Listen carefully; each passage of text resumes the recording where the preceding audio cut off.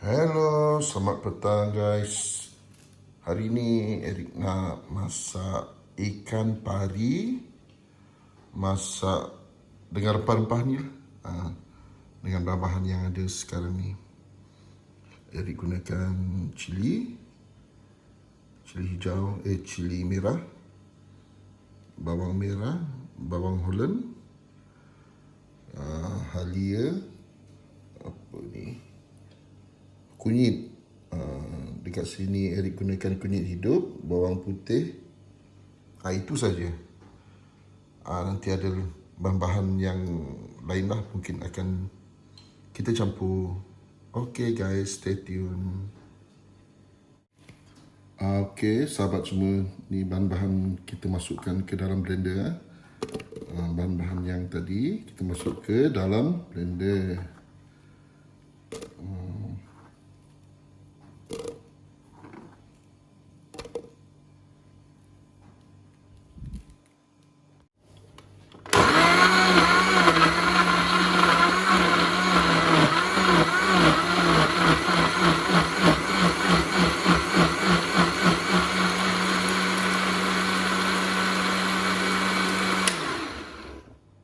Okey, sahabat semua, pertama sekali kita masukkan minyak masak.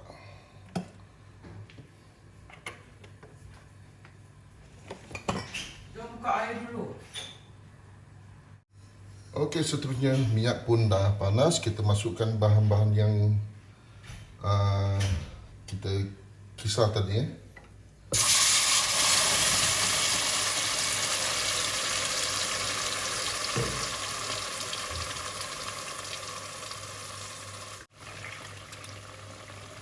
Masuk kelebihan sisa-sisa dia supaya tidak membazir. Okey, seterusnya kita masukkan kita punya ikan pari kita.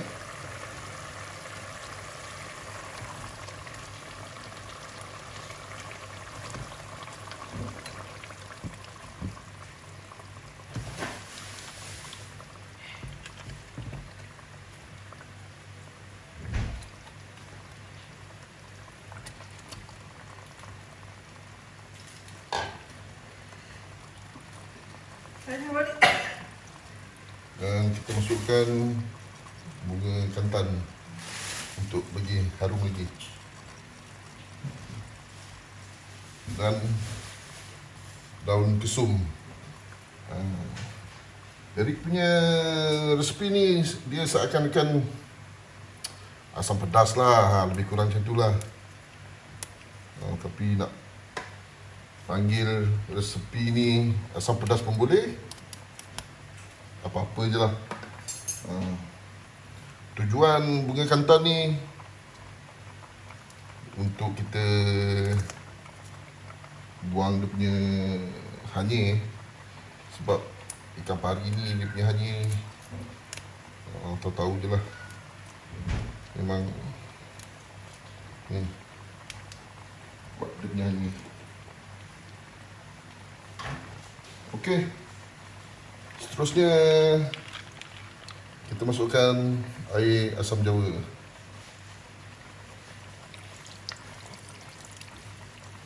Air asam jawa.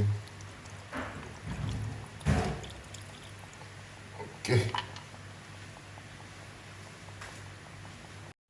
Okey, kita kacau-kacau dia.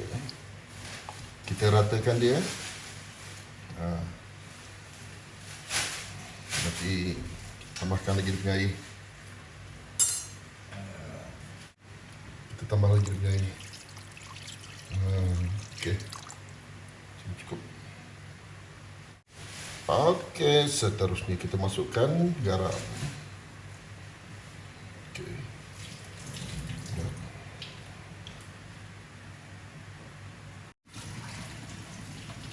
Okey. Sekali kita masukkan nanas. Kita nak campur nanas.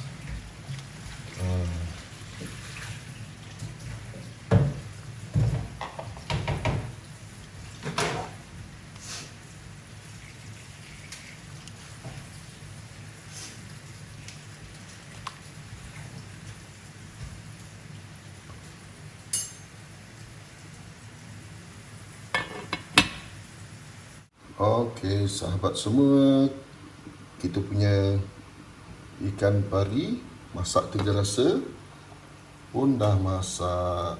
Okey. Inilah kejadiannya. Ikan pari masak 3 rasa. Jom kita tengok. Wah, tu dia.